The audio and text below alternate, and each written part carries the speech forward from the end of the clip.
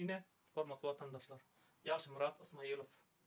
Suratam öňünki, at familiýatam öňünki, profiline girip gördüm, gülýaly jaý bar, gülýaly maşyny bar.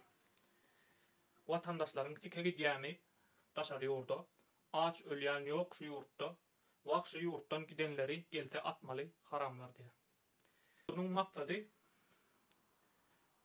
meniň her videom aşagyna ýurdumyz gülýaly, asmanym asuda diýip hökümetde wedipe kazanmak.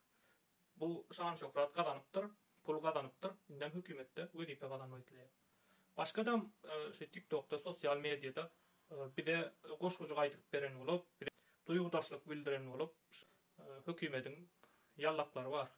Ay ana gelersiňiz gülýaly bolar, sizem ýaşarsyňyz Türkmenistanda, siziň ornuňyz başga diýip o döwlet adalakyp diýärmi. Şoňaly garaz bular 3 tane iş üçin meşgullyk kazanmak, hökümetten wedipe kazanmak. Pullary şeýle de bar.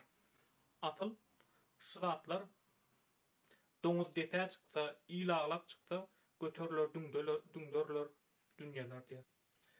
Şular bilen RTV-ň wedipe geçer, bizem şunyň ýanyna işimiz düşüp barar.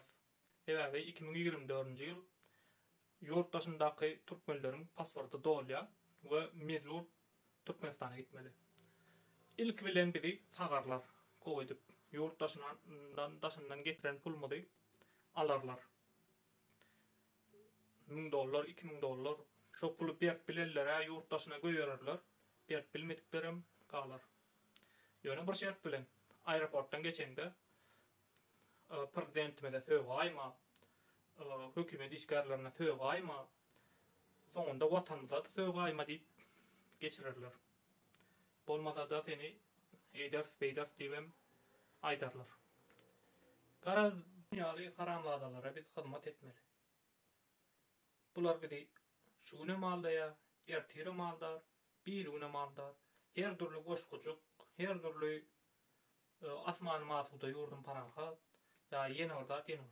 Bularyň hemmesiniň öz bähbetleri bar. Olara biziň ýagdaýymyz gyzykly däl.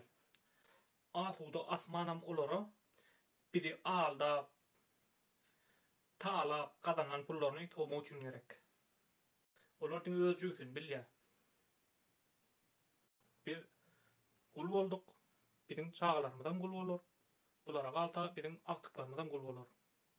Eger biz sesimizi çykarman otursak kim işe şeýle bolar.